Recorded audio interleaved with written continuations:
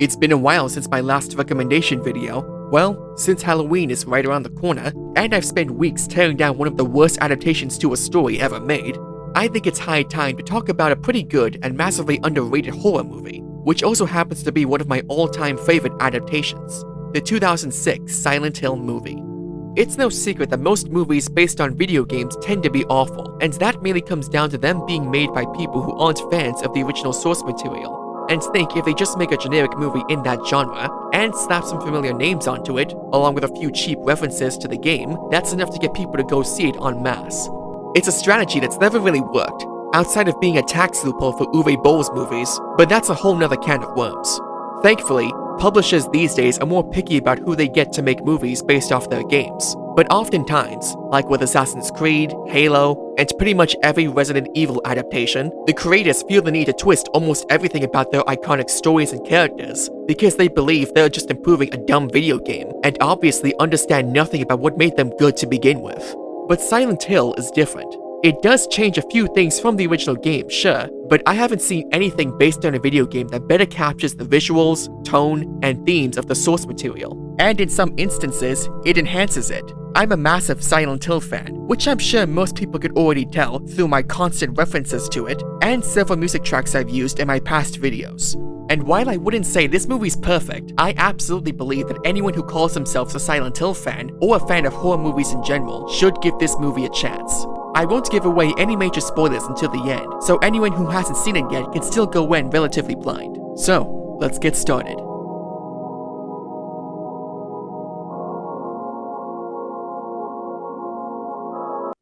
The movie opens with our lead character, Rose Da Silva, searching for her sleepwalking daughter Sharon in the middle of the night. She's being compelled to go back to what she subconsciously believes is her true home, that being the town of Silent Hill. Rose and her husband Christopher barely manage to stop her from jumping off a cliff, but it's revealed this isn't the first time something like this has happened, and they both realize her condition is only going to get worse unless they do something to help her. Chris wants to put Sharon into therapy, but Rose is afraid she'll end up in the loony bin for the rest of her life. So, she decides to take their adopted daughter to Silent Hill in the hopes that returning her to her birthplace will fix her condition. I'm sure all the Silent Hill 1 fans have already noticed all the changes in the premise alone. Instead of Harry Mason taking his daughter Cheryl to the tourist hotspot Silent Hill, the movie has Rose Da Silva bringing her sick daughter to a ghost town with a well-established checkered past. That's probably enough for some of them to call heresy already, but what I appreciate about this change is that it's in service to telling an overarching story about motherhood, as the director Christoph Gans describes. Christoph has reworked the idea and making it a woman searching for her daughter. The main theme of the film is motherhood. Who's a good mother? Who's a bad mother? The lead character of Silent Hill 1 is a man named Harry Mason. And he worked very well in the game, but when we start to write him, respecting his personality, we found that it's a woman. I don't think that it's important if the main character is wearing a dress or a pants. What is important is that we'll preserve the atmosphere of the game, which is the most important thing. Sometimes the fan can be shocked to hear that, because they know so well Silent Hill through the game. But I'm myself a gamer, I'm a true follower of the Silent Hill mythology, and a game is a game, and a film is a film.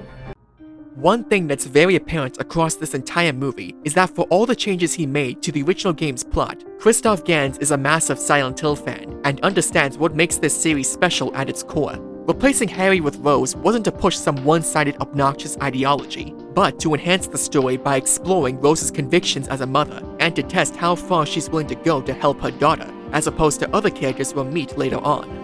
So Rose and Sharon make their way to Silent Hill, while also attracting the unwanted attention of a local police officer, Sybil Bennett, after she overhears Sharon freaking out over her demonic drawings at the gas station. I will admit, this part is a little contrived, especially after Rose drives away after Sybil pulls her over. I'm not exactly sure what Rose's plan would have been if Sybil caught up to them in Silent Hill proper, but I get that she didn't want to risk being turned away, and denying Sharon the opportunity to see the town and get better. Anyway, she drives off with Sybil in hot pursuit, and then we're treated to an almost perfect recreation of Silent Hill 1's opening.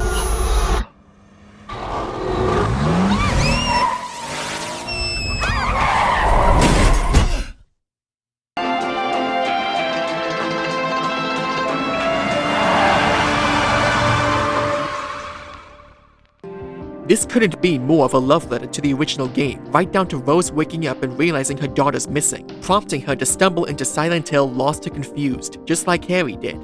Outside of the snow being reinterpreted as falling ashes, since the creators were heavily inspired by the real-life coal mining town Centralia, Pennsylvania, that was all but abandoned after a devastating fire happened underground, they're practically the same. If there's one thing this movie nails above everything else, it's the atmosphere. Everything from the desecrated look of the streets, the eerie feeling of entering this place that was clearly full of life at one point, and Akira Yamaoka's haunting soundtrack that they use constantly throughout the movie to great effect is just as effective as creating a foreboding, melancholic experience as the games themselves. The tributes just keep coming, because then Rose spots a little girl running into the mist and chases after her into a dark alleyway just like Harry did, where we're then treated to another perfect recreation of one of Silent Hill's most iconic scenes.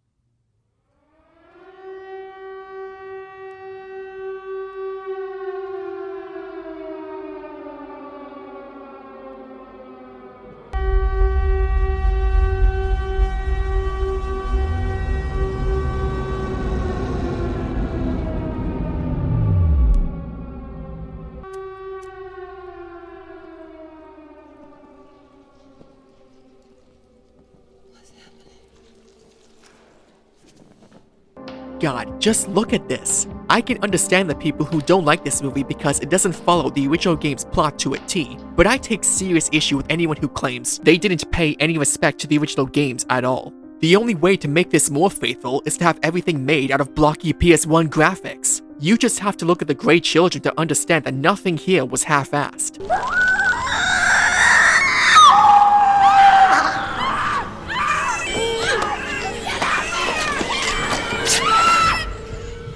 From here on out, the movie follows Rose's plunge into this demon-infested hellscape as she searches for Sharon and discovers more about the dark history that led this town to become the way it is. At the same time, she's being led around by a little girl who looks just like Sharon, but is actually Alessa, the daughter of a broken woman named Dahlia, who lives in constant regret over the fact she couldn't protect her from the religious cult who once presided over Silent Hill.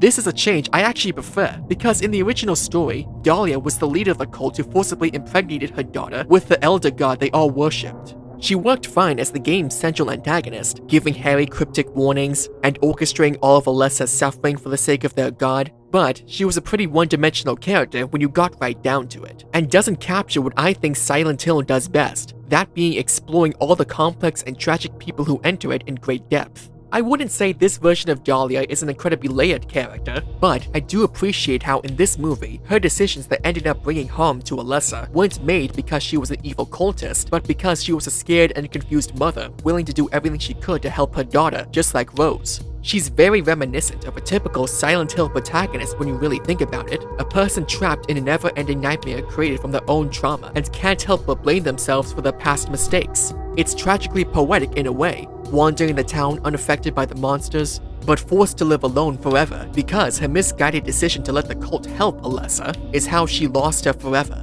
This is the big reason why I don't mind Harry being swapped out for Rose, because her and Dahlia's stories of the lengths they both go to defend their children are thematically linked. The movie constantly reinforces these themes through Rose's determination to push forward despite everything the town's throwing at her, with each obstacle she overcomes turning her into the confident and responsible mother figure Alessa always wanted. One of the brilliant ways the movie conveys this is through Rose's outfit, which starts out bright white to symbolize her innocence, and steadily becomes more tattered and bloodstained across the movie, until the very end when it's a complete dark red, to show how far she's grown as a character.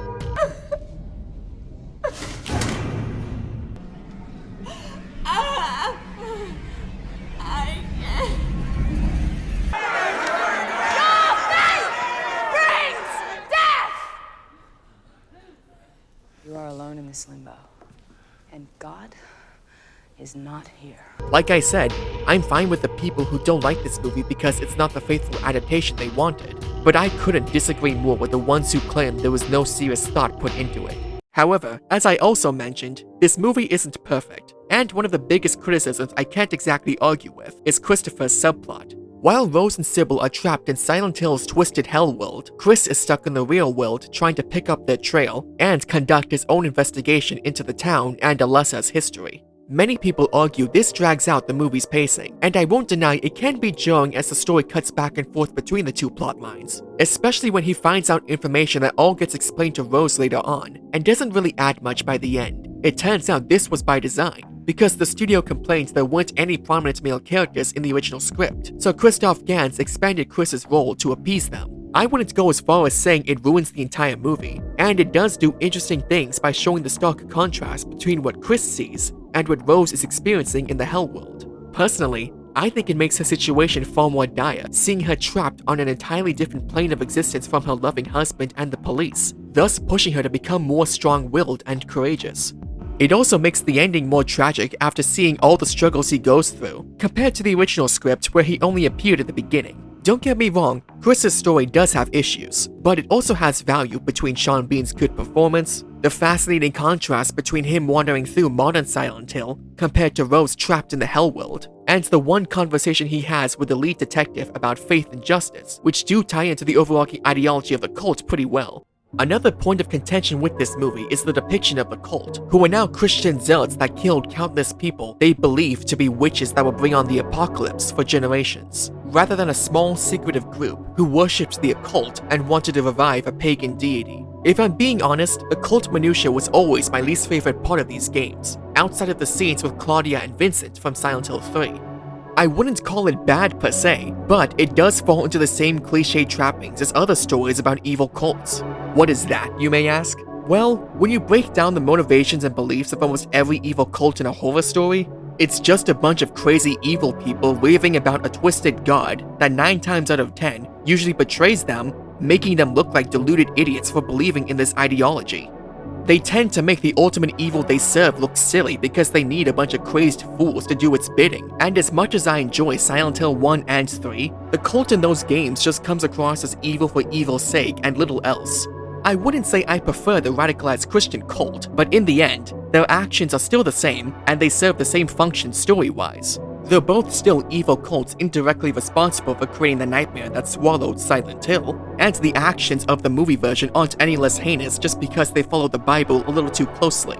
It also helps that Christabella, the cult's leader, is much more entertaining and charismatic than the original Dahlia. Her crazed sermons are just more fun to watch, because you can clearly tell the actress is giving it her all, and they tie in brilliantly with the overarching themes of faith and perseverance throughout the movie. Who are you to judge? We judge because the souls of history hang in the balance. Because our faith has never failed us. Our faith keeps the darkness of hell at bay. On that note, the acting in this movie is great across the board, between Rhoda Mitchell as Rose, Laurie Holden as Sybil, and even Jodelle Ferland as Little Sharon and Dark Alessa.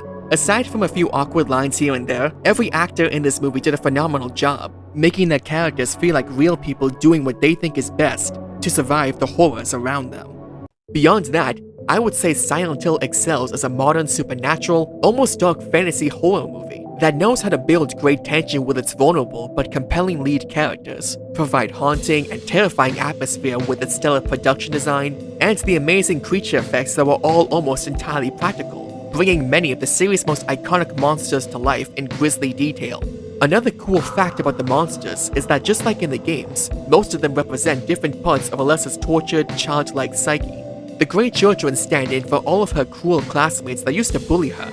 The giant roaches crossed with rats showcase a deep fear of both, and let's be honest, those things would terrify just about anyone. The lying figure and the nurses are both tied to Alessa's harrowing experiences in the hospital, but that would be getting to spoilers. And then there's Pyramid Head, which, okay, admittedly, I'm not too thrilled about him being in this movie, since he's a monster meant to be tied directly to James Sunderland's looming guilt and deep desires to be punished in Silent Hill 2. He's mostly just here for fan service, but to this movie's credit, when they do bring out Pyramid Head, it's to do the most imposing and twisted actions out of any monster. He may not be tied to the role he was originally created for, but he does play a symbolic role in the story as well. In the scene where he penetrates the door Rose and Sybil are hiding behind with his sword, that's meant to symbolize something terrible that happened to Alessa in the bathroom, with the rat roaches symbolizing his disease, you know what, pouring into the open hole he creates with each thrust. Sure, it would be more symbolically appropriate if the diseased janitor was doing this, but I wouldn't say it's out of character for Pyramid Head, and I've come to appreciate this scene more when I learned from the behind-the-scenes features that this stuntman was actually swinging this giant blade around Rhoda Mitchell and Laurie Holden's heads, and they were dodging it at full speed. Overall, the production of this movie is still impressive to this day, and it really is a shame that no modern horror movie outside of it and that god-awful Nightmare on Elm Street remake haven't delved into this concept of torturing characters in nightmare worlds where the laws of reality don't apply. I think that's much scarier than typical ghost movies, slasher flicks, or obnoxious jump scare fests where people awkwardly smile at each other. And I guess that's also why I prefer the original Silent Hill games over so many modern horror releases. To me, the most effective kind of horror stories center around complex yet flawed people who can't just run away from the threat or defeat it using bullets, house traps, and even a flamethrower, mountains of gore, and scores of stupid horny teenagers getting killed by a giant undead slasher villain don't get to me nearly as much as a story about people grappling with the darkest parts of human nature and aims to make you disturbed by the situation they're in rather than jump out of your seat. That's what both the Silent Hill games and the movie do so well, while also setting a thought-provoking tragedy behind the horror in order to make it a deeper experience than just watching people suffer. Nothing better demonstrates this than the movie's ending, which I'm going to talk about now, so if you don't want spoilers, please skip ahead to the time code, or better yet, watch the movie yourself because it's well worth the experience to get here. So the town of Silent Hill has become this split hellscape because Christabella and her cult burned Alessa in the belief she was a witch after being born to Dahlia without any father. After spending countless time as a burnt husk, she made a pact with a dark god to pull the town into her nightmare and take revenge against the cultists that did this to her. She also wanted a true mother that wouldn't fail her like Dahlia did, so she created Sharon out of her remaining goodness and used her to bring in Rose, so she could test her to see whether she was truly capable of loving her. Alessa uses Rose to get into the church their faith repels her from and slaughters everyone who wronged her. She becomes a single being again and leaves the town with Rose, but would rather continue living in the world she created than go back to the real world that harmed her. They make it back to their house, but will be forever separated from Christopher in their own plane of existence. At least as far as I'm concerned, because Silent Hill Revelation was a terrible follow-up and doesn't deserve to be canon. I know people who hate this ending, but I think it perfectly captures what Silent Hill is all about. In the original game, Alessa was a tortured soul who'd only experienced pain and mistreatment her entire life. That's why the Hell World in that game and Silent Hill 3 are so visceral, because they were born from the endless torment she'd suffered at her mother's hands, and her harrowing life growing up as a teenager, constantly on the run from the cult. Each game in this series has multiple endings, but even the happiest among them don't have the characters jumping around and celebrating because they survived. They still have to live on in spite of everything they've experienced. And in some cases, like the Maria ending in Silent Hill 2, that may not be the best outcome. My point is, while this may not be the most satisfying ending, it's appropriate given everything Alessa's been through as both a child and a supernatural being, while also reinforcing the overarching theme of tragedy in this story. Rose went through literal hell to find Sharon and be the best mother she could, and now she's gotten her wish to be with her forever. You could also interpret it as Rose taking on the responsibility to look after Alessa and ensure she doesn't wreak havoc on the rest of the world. It's an ambiguous ending, and definitely not something I'd call happy, but it's in line with the dark, melancholic storytelling this series is known for. So all in all, whether you're a Silent Hill fan or just a fan of good horror movies that really make you think, I'd say the Silent Hill movie is well worth checking out. It has its issues, but it still stands as one of the best video game to film adaptations I've ever seen, and is still pretty unique among modern horror movies today. Konami made several big announcements for Silent Hill recently, and the one I'm most excited for is Christoph Gans returning to make another Silent Hill movie. It's still not entirely clear what his plans are, but I'm absolutely looking forward to it because I know he's a legitimate Silent Hill fan. He spent 5 years trying to convince Konami to let him make the first movie, and you can see his admiration for it across every frame of it.